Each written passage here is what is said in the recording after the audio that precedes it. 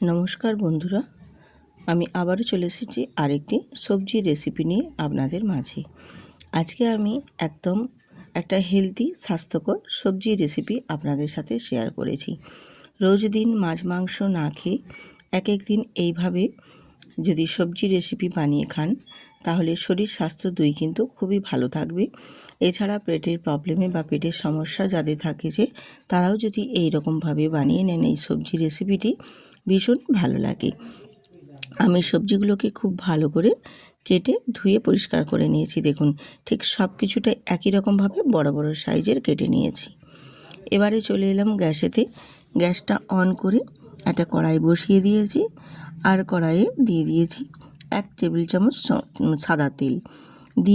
দিয়ে দেবো তেলের মধ্যে 1/2 চামচ 5 ফোড়ন, আর একটা তেজপাতা, একটা কাঁচা লঙ্কা। আপনারা চাইলে এখানে কাঁচা লঙ্কার পরিবর্তে শুকনো লঙ্কাও দিতে পারেন। যেহেতু আমি এটা একদম স্বাস্থ্যকরভাবে বানিয়ে নিচ্ছি, এই কারণে আমি কাঁচা লঙ্কা দিয়েই সবজিটা বানিয়ে নিচ্ছি। আর ওই তেলের মধ্যেই আমি দিয়ে দিলাম প্রথমে আলুগুলোকে একটু প্রথমে তেলে নাড়াচাড়া করে নিচ্ছি এপাশ ওপাশ করে। তারপর আমি বাকি সবজিগুলো সব এখানে অ্যাড করে দেব। যেহেতু একটু আলুগুলো মোটা মোটা বড় করে কেটেছি, সেই জন্য আলুগুলোকে একটু প্রথমে হালকা করে কষিয়ে নিয়ে তারপর সবজিগুলো সব এখানে এক এক করে দিয়ে দেব। দিয়ে সবজিগুলো দেওয়া হয়ে গেলে তারপর আমি এখানে কিছু উপকরণ আরও দেব। নমস্কার, আমি রূপা, ব্লগস উইথ রূপা চ্যানেলে আপনাদের সবাইকে স্বাগত জানিয়ে আজকে একটি সবজির রেসিপি নিয়ে হাজির হয়েছি, যেটা শরীর স্বাস্থ্য দুই ভালো থাকবে এবং ভালো রাখবে। এবারে আমি সবজির মধ্যে দেব স্বাদ মতো নুন, আর দেব এখানে একটু অল্প করে কাশ্মীরি লঙ্কার গুঁড়ো কালারটা আসার জন্য, আর দেব হলুদের গুঁড়ো। দিয়ে একটু কষিয়ে নেব। এইরকমভাবে একটু সবজিগুলোকে কষিয়ে তেলের মধ্যে একটু কষিয়ে নিলে তাহলে সবজিগুলোর যে একটা কাঁচা গন্ধ থাকে সে কাঁচা গন্ধগুলো চলে যাবে। আর যেহেতু সবজি, সেক্ষেত্রে একটু কষিয়ে নিলেই কিন্তু ভালো হয়। দিয়ে এবারে এই রকমভাবে আমি সবজিগুলোকে খুব ভালো করে একটু নাড়াচাড়া দিয়ে একটা ঢাকনা দিয়ে ঢেকে দেব। তাহলে সবজির থেকে জল ছাড়তে শুরু করবে, আর সবজির জলেই সবজিটা বেশ সুন্দর করে কষানো হয়ে যাবে। আর বেশ সুন্দরভাবে এই রকমভাবে একটু কষিয়ে কষিয়ে রান্না করলে যে কোনো সবজির তার স্বাদ কিন্তু একরকম অন্যরকম স্বাদ নিয়ে আসে, বেশ ভালো লাগে খেতে। এবার সবজিগুলোকে এইভাবে একটু নাড়াচাড়া দিয়ে একটু ঢাকনা দিয়ে দিয়ে কষিয়ে নেব। তাহলে সবজিগুলো বেশ সুন্দর মতো কষানো হয়ে যাবে, আর এই সবজির রেসিপিটি খেতেও বেশ ভালো লাগবে। আমি জানি আজকের এই সবজির রেসিপিটি অনেকেই হয়তো বানাতে জানে, কিন্তু আজকে আমি যেভাবে বানাচ্ছি সেটা আমি আপনাদের সাথে শেয়ার করছি। খেতে ভীষণ ভালো লাগে। গরম গরম ভাতের সাথে যদি এই রকম একটা রেসিপি থাকে সবজির, ভীষণ সুন্দর লাগে।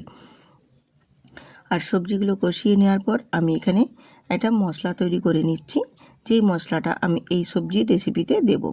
তো মশলা বলতে কিছুই না, দেখো বন্ধুরা, আমি এখানে দিয়েছি 1/2 চামচ জিরে আর 1/2 চামচ দিয়েছি ধনে। এই ধনে আর জিরেটাকে আমি শিলপাটায় খুব মিহি করে বেটে নেব, একটু অল্প জল দিয়ে। আজকের মশলা এই, আর বিশেষ কিছু না। এবারে ওই মশলাটা আমি শিলপাটায় বেটে নিয়ে চলে এসেছি। দিয়ে এবারে আমি ওই কষানো সবজির ওপরে দিয়ে দিলাম। সামান্য একটু অল্প জল দিয়ে প্লেটটা ধুয়ে দিয়ে দিলাম। দিয়ে এবার এটাকেও খুব সুন্দর করে কষিয়ে নেব সবজির সাথে। আর এই মশলাটা দেওয়ার পর খুব বেশি কিন্তু কষানোর দরকার নেই। যে আমি অল্প জলটা দিয়েছি, বা এই যে দেখছো জল জল ভাবটা, এই জল জল ভাবটা জাস্ট একটু শুকনো শুকনো হয়ে সবজিগুলোনের সাথে বেশ মশলাটা একদম গায়ে গায়ে মেখে যাবে। ঠিক সেই পর্যায়ে কিন্তু এখানে দিয়ে দেব জল। খুব বেশি কিন্তু এই জিরে ধনে দিয়ে কিন্তু একদমই বেশি কষানো যাবে না। যেহেতু এটা স্বাস্থ্যকরভাবে বানিয়ে নিচ্ছি একদম অল্প তেল মশলা দিয়ে, সেই জন্য সেই মতোই কিন্তু করতে হবে, তবেই এটা স্বাস্থ্যকর হবে। বেশ ভালো করে যদি কষিয়ে জুট করে রান্না করি তাহলে কি আর সেটা স্বাস্থ্যকরভাবে হবে? একদমই হবে না। তাই এটা মশলাটা দিয়ে জাস্ট একটু নাড়াচাড়া করে নিয়ে তারপর দিয়ে দিয়েছি পরিমাণ মতো জল। তো জলটা দিতেই হবে একটু বেশি, কারণ সেদ্ধ হয়ে এটা একটু ঝোল ঝোল ভাব হবে। আর ফুটে আসা অপেক্ষা করে নেব। ফুটে আসলেই ঝোলটা একটা ঢাকনা দিয়ে ঢেকে দেব। আর ঢাকনা দিয়ে কিছুক্ষণ রান্না করে নেওয়ার পর তারপর দেখিয়ে দিচ্ছি, দেখো ঝোলের পরিমাণটাও অনেকটা কমে গেছে আর সবজিগুলোও বেশ সুন্দর করে সেদ্ধ হয়ে গেছে। এবারে এই পর্যায়ে আমি একটু নাড়াচাড়া দিয়ে দিচ্ছি, একটু এপাশ ওপাশ করে দিলাম সবজিগুলো। আর এখানে আলুটাও আমি কেটে দেখিয়ে দিচ্ছি কতটা পরিমাণে, দেখো সুন্দরভাবে সেদ্ধ হয়ে গেছে। বেশ ভালো মতো কিন্তু একদম সবজি সমস্ত কিছু সেদ্ধ হয়ে একদম ঝোলটা রেডি হয়ে গেছে। এবারে আমি নামানোর আগে অল্প সামান্য একটু কয়েক দানা চিনি দিয়ে দেবো। যেহেতু এটা সবজির রেসিপি, একটু চিনি দিলে খেতে ভালো লাগে। তো যদি তোমরা না পছন্দ করো স্কিপ করে যেতে পারো। আমাদের বাড়িতে একটু পছন্দ করে, এই কারণে আমি অল্প একটু চিনি দিয়ে নাড়াচাড়া দিয়ে একটু সব কিছুর সাথে মিশিয়ে নিলাম। দিয়ে বেশ ভালো করে একটু ফুটিয়ে নেব, আর ফুটিয়ে নিয়ে তারপর নামিয়ে নেব। আর খুব বেশি রান্না করার দরকার নেই। আমার পুরো আজকের এই সবজি রেসিপিটি একদম সম্পূর্ণ কমপ্লিট হয়ে গেছে বেশ ভালো মতো। দেখো ফুটে উঠতে শুরু করে দিয়েছে। এবারে আমি গ্যাসের ফ্লেমটাকে অফ করে তারপর নামিয়ে নেব।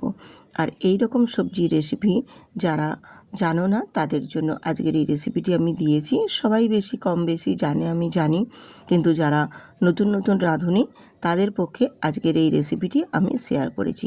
ভীষণ ভালো লাগে। এর সাথে যদি অনেকে মাগুর মাছ বা শিং মাছ দেয়, সেটা দিলেও খেতে ভীষণ ভালো লাগে। আমি আজকে এই সবজি রেসিপিটি একদম নিরামিষভাবে করছি। আপনারা যদি চান এখানে পেঁয়াজও দিতে পারেন, বা এখানে মাগুর শিং মাছ দিয়েও বানিয়ে নিতে পারেন। ভীষণ ভালো হয় এই সবজি রেসিপিটি। ভীষণই স্বাস্থ্যকর একটি রেসিপি, যেটা শরীর মন এবং স্বাস্থ্য সব কিছুটাই বেশ খুব ভালো রাখে। তো বন্ধুরা, রেসিপিটি ভালো লাগলে অবশ্যই চ্যানেলটিতে সাবস্ক্রাইব করে বন্ধুরা পাশে থাকবে, এবং প্রচুর পরিমাণে শেয়ার করে ভিডিওটিতে লাইক দিয়ে পাশে থেকো। আজ এখানেই শেষ করছি, দেখা হচ্ছে পরবর্তী ভিডিওতে।